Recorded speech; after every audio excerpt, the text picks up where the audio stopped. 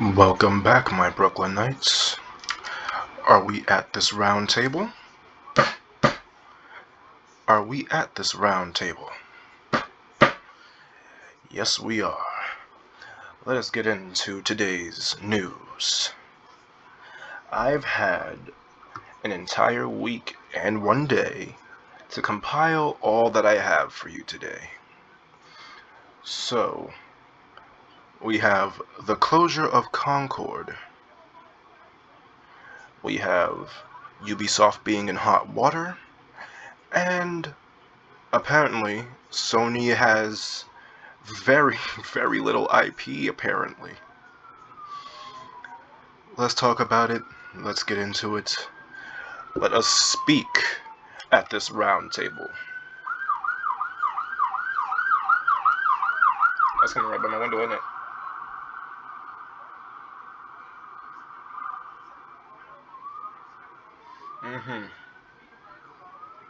You know what? I'm just gonna leave that in. That's ambience right there. So now, let us speak at this round table. Let's start off with the closure of Concord.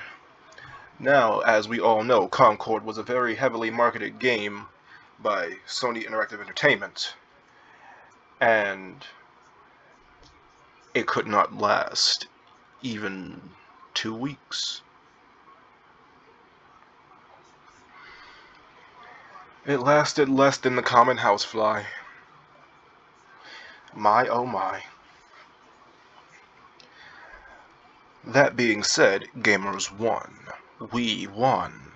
Why did we win? Well, because we have the closing and pretty much the erasure of a game that was already in an oversaturated market to begin with. And then you decide to make it a paid project when most, if not all, of its contemporaries are free. Does that make any sense to anyone?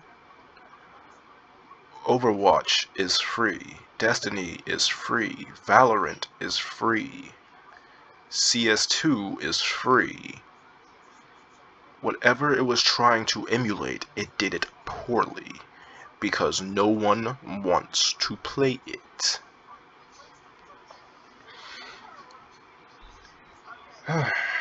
Well, what do you expect?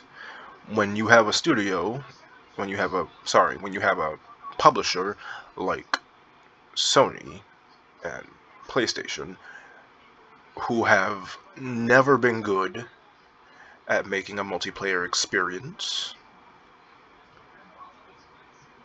this is the kind of thing that they bring to the table.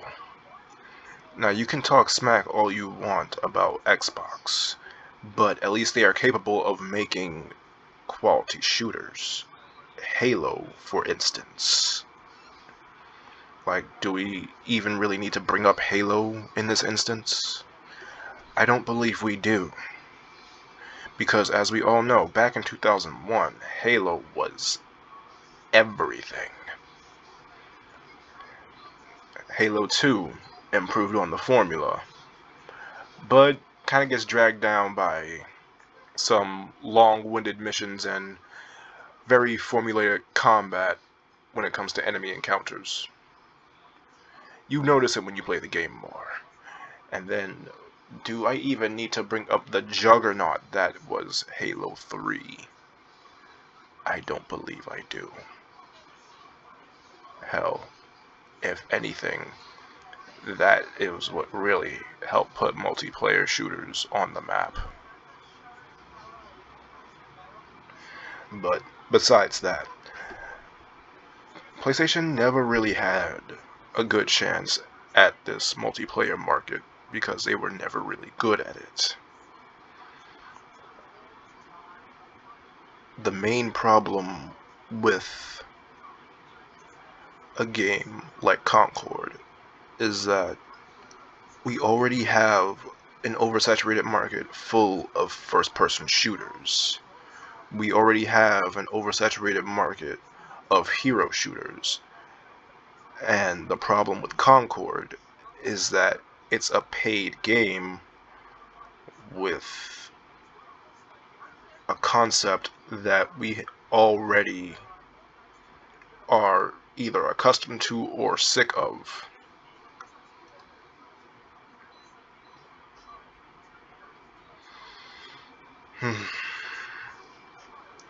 Not to say that there isn't a place for another hero shooter or there isn't a place for another FPS game. It doesn't appeal to anyone. The character designs, the maps, the weapons, the shooting, it doesn't appeal to anyone because we've seen it all before. With its closing and erasure from the internet and, the gaming space, I think this will really show Sony that when you try to put out something, especially paid, in a market that has almost all of its contemporaries being free, you really can't expect people to want to pay $40, especially now in a time, like I said, when most of Concord's contemporaries are free now. Having a paid multiplayer shooter doesn't really jive all too well. And mind you, online only, so there's that.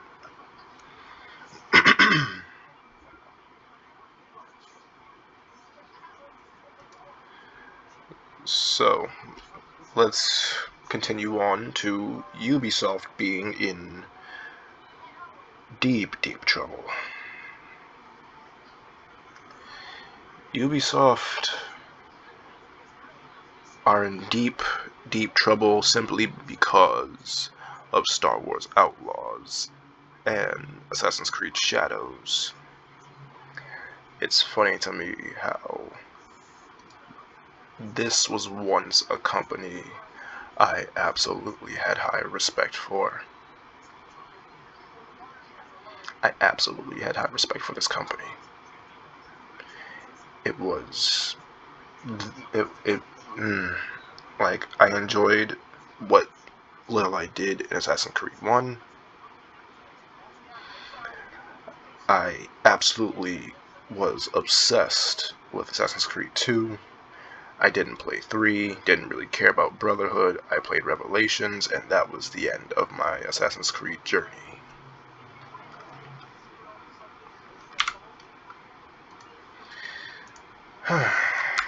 Outside of that, I believe that I have I'm just done with anything Ubisoft at this point. I don't want anything to do with Assassin's Creed. I don't want anything to do with Rayman. I don't want anything to do with anything that they do now. Alright? I don't want anything to do with them. And sure, I have Watch Dogs. I have Watch Dogs, but who the hell said I'm gonna play it? And that's for my PS3, and I haven't touched my PS3 in months, so that game will probably never get played. But it's mostly due to the fact that, if you've seen them, the game of Star Wars Outlaws is riddled with bugs, glitches, and all nonsensical kind of crap. It really amazes me when I saw the main character. Don't really care for her name, but then again, at least she's more fuckable than the characters of Concord. But besides the point, I find it hilarious when I see her go up to an enemy for a takedown and she slides across the ground. And I mean, and she takes the enemy with her. She slides them across the ground with her, go into enemy sight, go into cover, and then finish the takedown. I fucking love it. It's just great. Also love it when she does a freaking takedown, a stealth takedown, and a bunch of enemies come out of one enemy and, capture her. That's hilarious. As for Assassin's Creed Shadows, it's just not doing well, especially since the pre-orders are rumored to be less than 800. That is hilarious. These two games are not going to do well, and they're definitely not going to save Ubisoft from whatever fate is prone to befall them. If anything, they should learn from this. Same thing goes for PlayStation. They should learn from this. Because you made a multiplayer hero shooter in an oversaturated market where you wanted people to also pay for it, when most, if not all, of the contemporaries are free.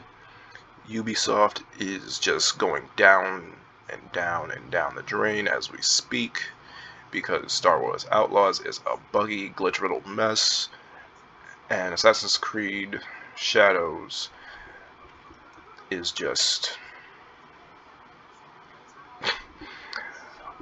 a whole lot of fake history masquerading as real history.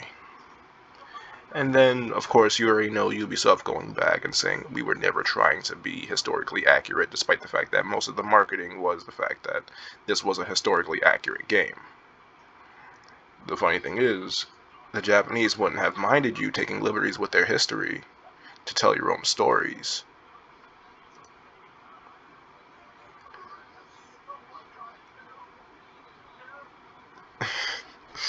They wouldn't have minded that because it's simply just your way of telling their history.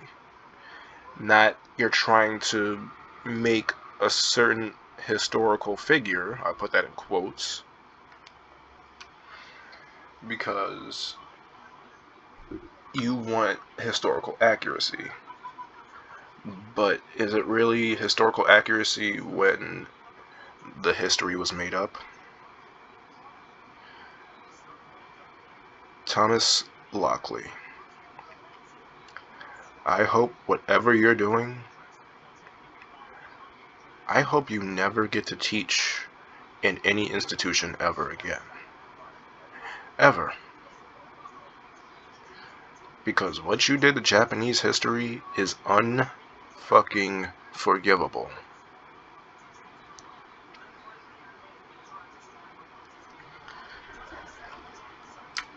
In other words, how dare you?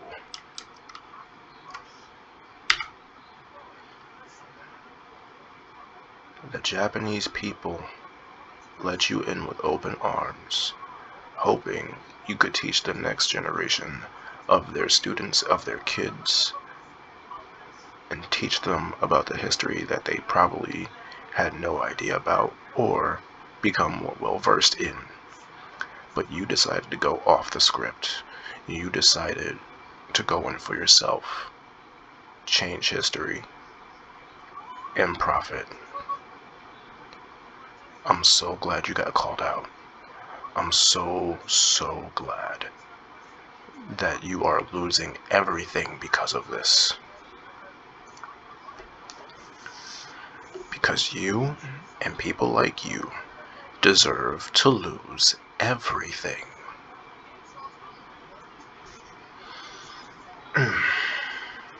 Sorry. Now let's move on to apparently Sony having no IP. Apparently Sony has no IP or original IP that, okay, so you don't have Sly Cooper, you don't have Siphon Filter, you don't have Killzone, you don't have Resistance, you don't have Jak and Daxter. You don't have Ratchet and Clank. You don't have Little Big Planet. You don't have Uncharted. No, you don't have any of those. None of them. Not a single one. You don't have any of those IPs, apparently. And, you know, like, and you know, you have two of the biggest IPs on your platform. You have two of the biggest IPs on your platform. One, you have the most popular superhero of all time. And two, you have fucking Bloodborne!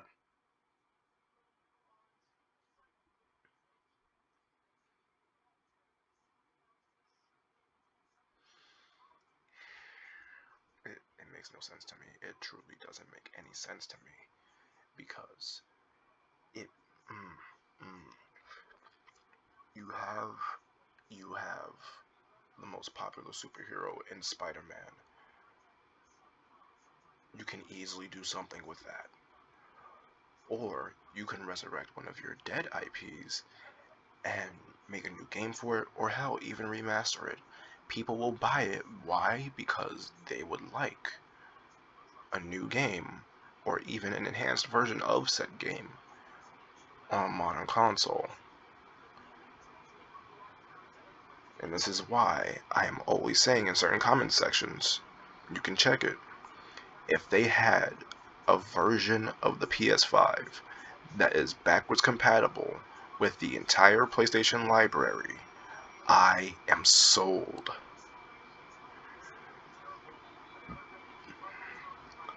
Like, honestly, I'm sold. Like, just say the word and I'm there.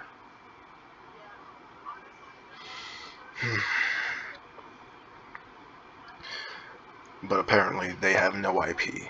Look, people have been requesting Bloodborne to be ported to either PC or have a remake or remaster for the PS5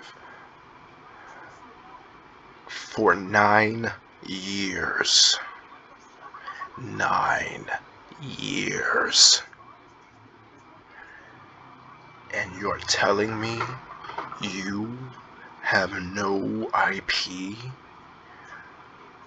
PlayStation has no IP? Are you kidding me? Are you serious?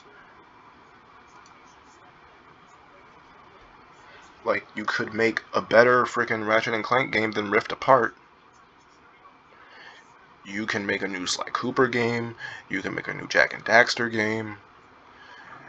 And I think Sony's biggest problem, this is just me, in my opinion, you don't have to take it seriously if you don't want to, it's alright. In my opinion, the problem with Sony as it stands right now is the fact that they think every game that they produce needs to be some sort of blockbuster hit. When no, you can have a bunch of smaller games with their specific niches, like, you know, how they used to operate, and get the money from there. Like, this is how all of them used to operate. Whatever small game has its little niche, then sure, you can continue to make games for it, or you can wait it out, have fans request more of said game, make a remaster for an enhanced console, and then boom, you still got your money. Or, even better, you can make sequels, make them better and better each time, and then get your money that way. You still have people who will play on PlayStation. Just give them little niches and give them little pockets to help express themselves instead of just them being freaking forced to play the same generic third person cover action shooter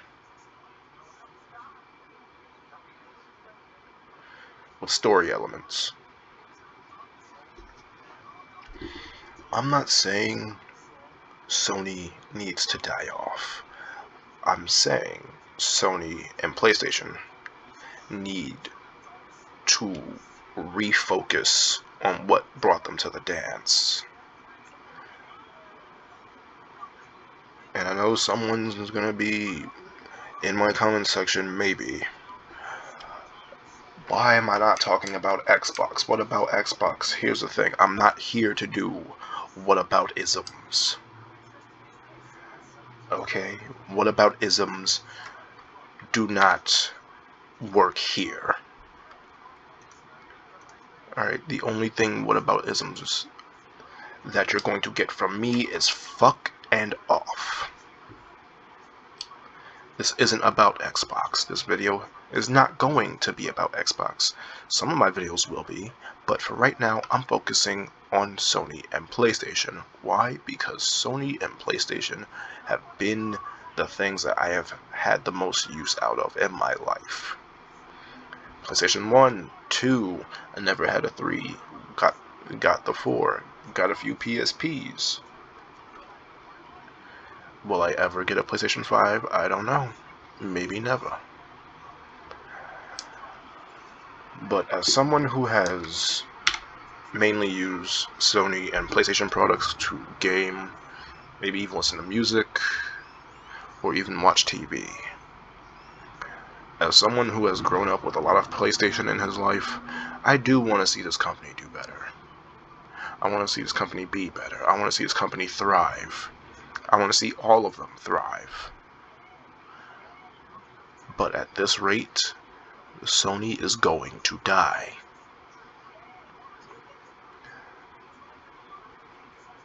We don't need that. We truly don't need that. We don't need any of them dying. We don't need any of them going away.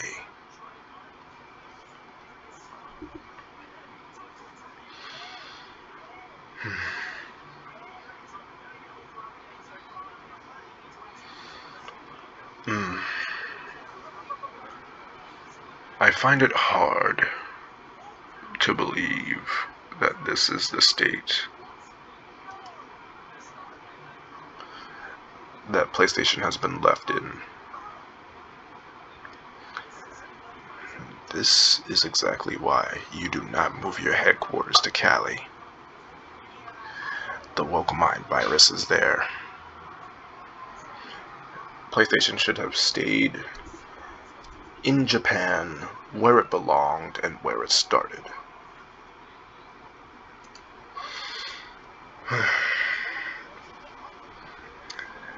Well, my Brooklynites, that is all I have for you today.